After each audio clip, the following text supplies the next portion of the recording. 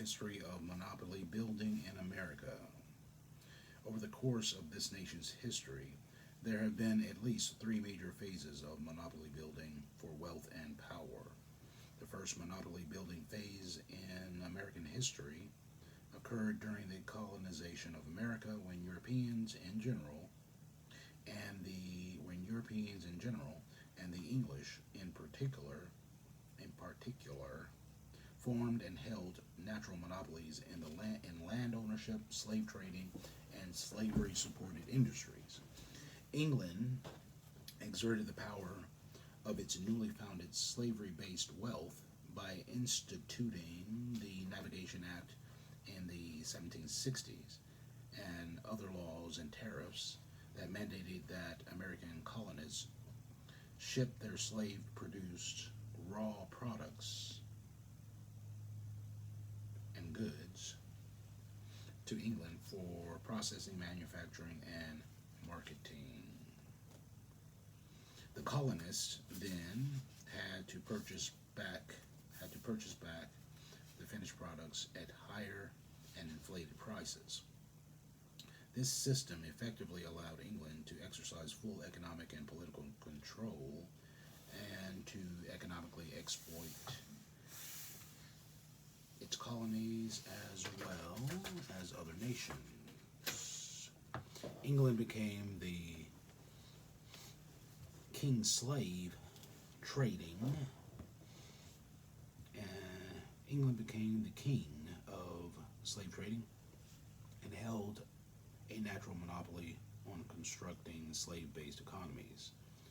The English crown continued or established the first franchising system that built plantations, financed the slaveholders, supplied the slaves, and shipped and processed the slave-produced goods.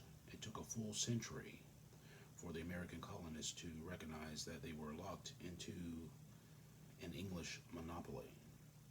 Once the reality set in, they began calling the monopolies tyranny. The American colonies rejected England's plans to expropriate the fruits of slave labor and to control the politics of the colonies. The colonists knew from the English history of serfdom that any system that politically subordinates, economically exploits, and socially dominates a group of people is tyrannical because it reduces them to slaves. The colonists did not want to be England's serfs.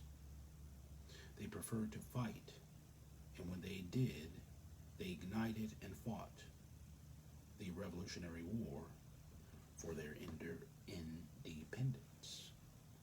The second phase of monopoly building began shortly after the Revolutionary War. The American colonists immediately drafted the United States Constitution, which imposed on black people the same government-sponsored tyranny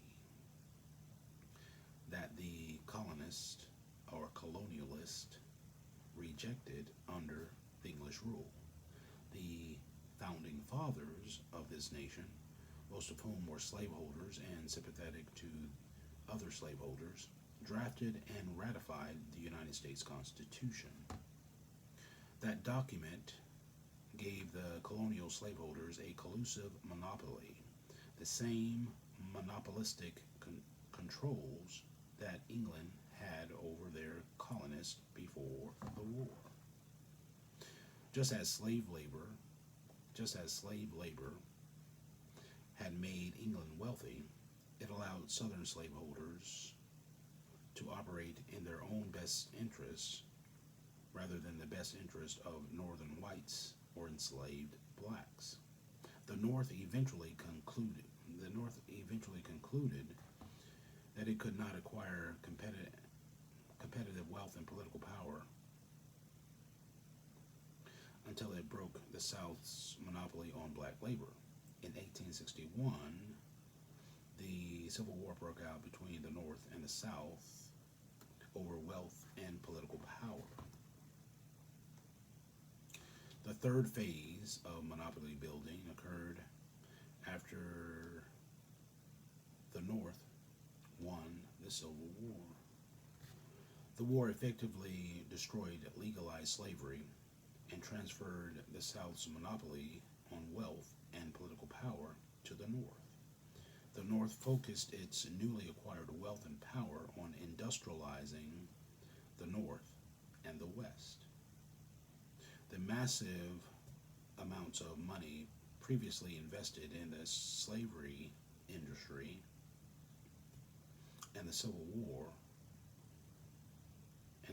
military production was used to build bridges, canals, railroads, ships, and factories. However, in achieving the political and economic defeat of the South, the North had ignored the 5 million ex-slaves. Major political organizations in the North went on record opposing emancipation of enslaved blacks unless they were shipped out of the country in order that they not compete against white men's labor. Steven Steinberg wrote.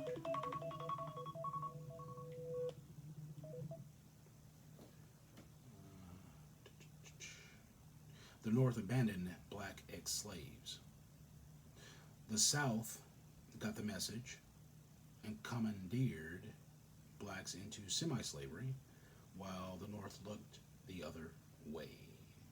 According to a memorandum of proceedings in the United States Senate, the Southern states, by their situation and climate, require black labor and must have it, or the states will cease to have any value. The Southern states enacted black codes that again gave them a shared monopoly control on land, economic systems, governments, education systems, and black labor for another 100 years. Both the North and the South used various levels of government to create white-only business and political, intellectual, and social monopolies. These advantages of property, technology, political participation, and major business opportunities were passed on to succeeding generations of white males. Racial monopolies in America. Racial monopolies determine winners and losers and are considered a normal part of our politico-economic structure. Through these monopolies, white society maintains a lock on the essential elements of black people's lives and makes black people spectators in the democratic process. The racial monopolies discussed below are but a few of the nearly invisible structures that marginalize and justify black America's position as the nation's permanent minority loser. Monopolies established in the Constitution. As indicated earlier, the United States Constitution is not and has never been colorblind. It is race-specific and color-conscious. For all intents and purposes, the Constitution remains unchanged. The Founding Fathers were the first ones to play the race card, play the race card. In fact, they were the original card dealers. They allocated rights, resources, and power to the majority white society. America essentially has two constitutions, one for whites and one for blacks. Constitutional amendments 1 through 12 are race specific and empower the majority white society. The 13th through 15th amendments were also color specific. They gave citizenship and empowerment rights to black ex-slaves. The 13th Amendment eliminated legal slavery. The 14th Amendment gave blacks equal protection and due process rights. The 15th Amendment extended voting and other social rights to blacks.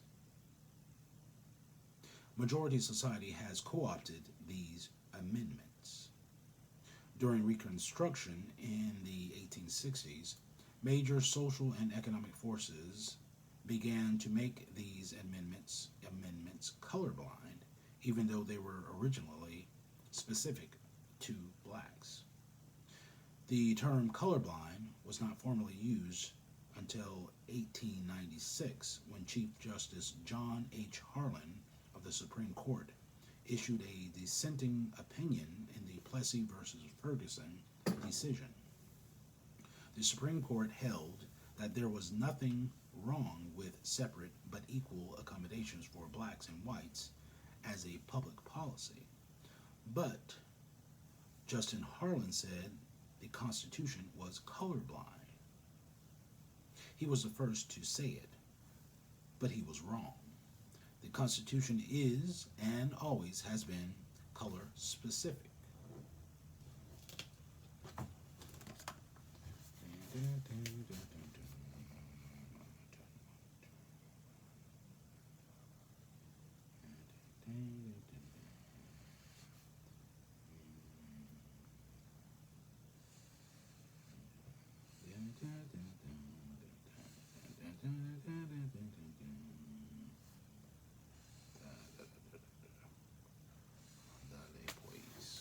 All right. The color consciousness of the Constitution was no accident. The Constitution codified the racial inequalities that existed initially in our society. James Madison, a major author of the Constitution and a slaveholder, knew he was not including black people when he spoke of how the country would always be divided between those who held property and those who were themselves property. When he spoke of owning property, he meant items such as household furnishings, livestock, and land. He also clearly included ownership of slaves. When the Constitution was finally ratified in 1789, however, it used broad, ambiguous, and inoffensive public relations type words such as all and everyone, rather than to refer directly to black slaves. Still, it established a system which the racial group defined as white could hold monopolies of wealth and power over the subordinate black group that was classified as personal property and only 3/5 of a human. The Constitution also included an affirmative action provision for the South that eventually led to a civil war between the North and South. The Constitution made white Southerners a protected minority with the privilege of holding a monopoly on slavery. More specifically, provisions in the U.S. Constitution gave the Southern minority political rights, preferential treatment in the Fugitive Slave Act, favorable quotas on the export and import of slavery-related products, and set aside advantages on elected representation in Congress. This revered document declared freedom and justice for everyone but blacks, while giving special status, privileges, and rights to the South. The Constitution continues to be used as the basis to deny preferences, affirmative action, and reparations for black Americans. Citizenship, and the benefits of whiteness are constitutionally denied to blacks. Ironically, like blacks, Indians were also specifically identified in the Constitution, but they were excluded from official abuse because they were categorized as free inhabitants and encouraged to assimilate into white society. By the end of the 19th century, American Indians had the option to leave the reservations or remain protected wards of the government. Yet, throughout their relationship, white leaders and various institutions have recognized Indians as an acceptable extension of white society and ranked higher in the biological order than blacks. When the U.S. Constitution was modified in the 1860s through the addition of the 13th, 14th, and 15th Amendments, the Black Constitution, after the Black Constitution, after numerous rewrites, the final language contained ambiguous words such as all persons, any person, and everyone. Although it was commonly understood that the constitutional amendments were for black ex-slaves. The initial congressional enabling language hinted that these civil rights laws bound the U.S. Congress to take care of black ex-slaves until they could take care of themselves. The initial congressional enabling language hinted that the civil rights laws bound the U.S. Congress to take care of black ex-slaves until they could take care of themselves. To this day, however, Congress has never abided by their own laws in this regard, and members have sat by silently while the dominant society has boldly undermined the economic rights awarded to black people. They allow the majority white society to co-opt the black constitution and promote the myth that the United States Constitution was colorblind. The Constitution was conceived as a socio-economic covenant for those who already had power, wealth, and nearly unlimited rights. To be a truly democratic society, this nation would have to redistribute and share some of its wealth and power with black America. The Black Constitution was passed following the Civil War because the efforts of a small group of radical liberal Republican congressmen who succeeded in amending the Constitution by including color-specific amendments for black. The Black Constitution was passed following this Civil War because of the efforts of a small group of radical liberal Republican congressmen who succeeded in amending the Constitution by including color-specific amendments for black.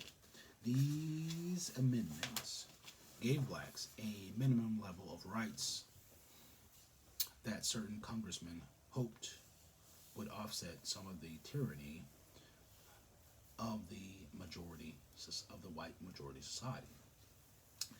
Population monopolies.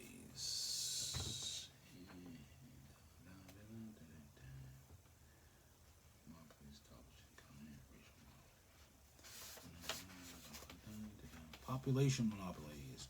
One of the first acts of the U.S. Congress following the ratification of the Constitution was the enactment of the nation's first naturalization and immigration law in 1790. This law declared America to be a white nation and set a zero quota on black immigrants except as slaves. A quota of approximately zero remained in effect until 1965, when it was increased to its current level of 0.5%. Throughout most of this nation's history, peoples of African descent have been nearly shut out of the immigration and refugee programs of the United States.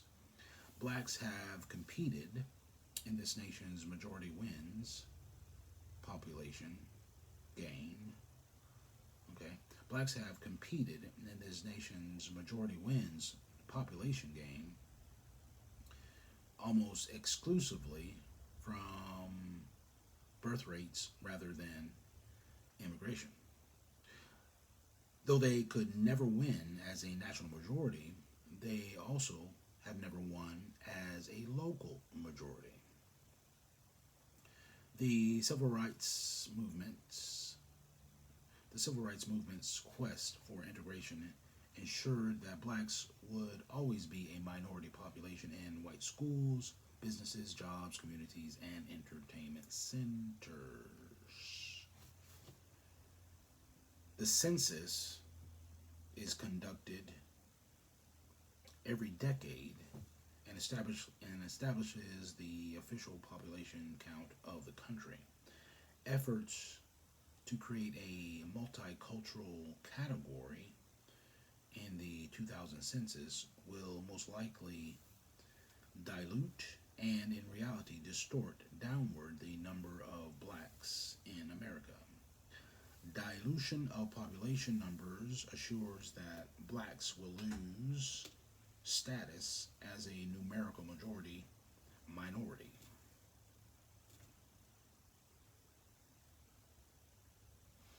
Government efforts to change racial definitions will retain the white population majority monopoly and inflate the numbers of Hispanics and in the population.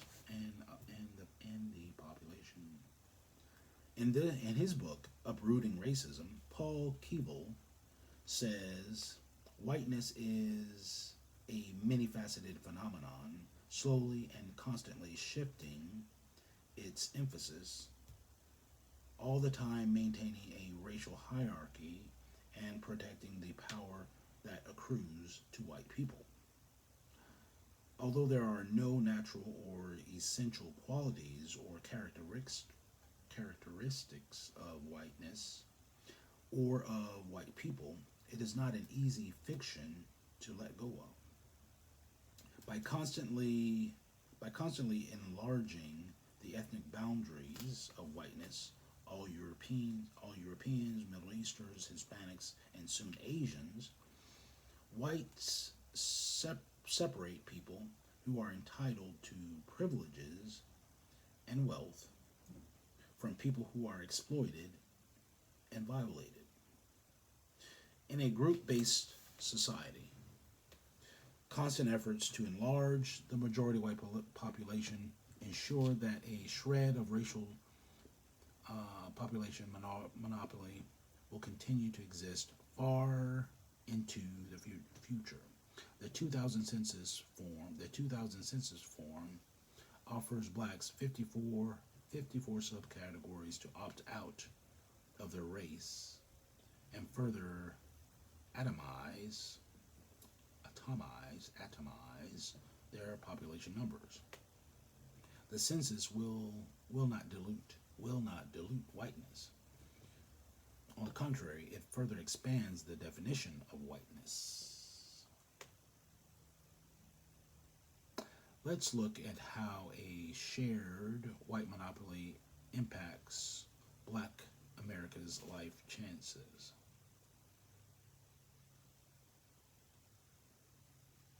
Whites are a planned majority. Blacks, on the other hand, are a planned permanent minority. Limited by immigration policies, blacks are only 12.4% of the general population. They are outnumbered 7 to 1 by a shared white majority that is 87% of the population.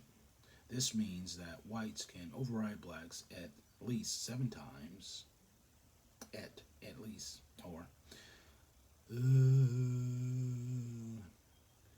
this means that whites can override blacks at least can override blacks at least 7 times, making it impossible for blacks to take over anything.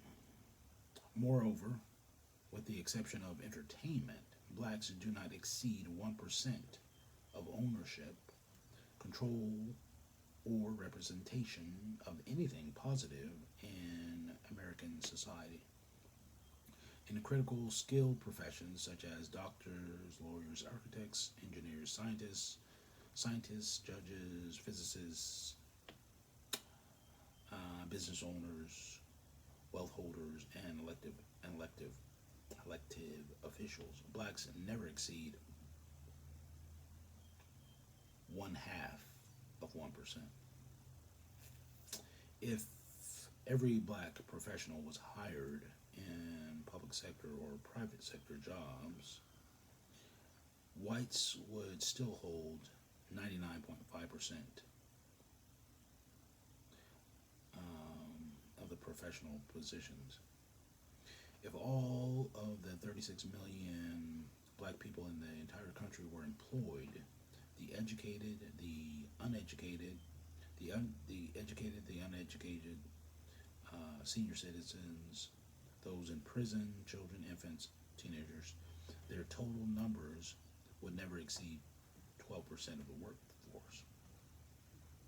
When blacks try to even marginally increase their percentage in the workforce, whites are threatened and initiate a black backlash. Initiate a black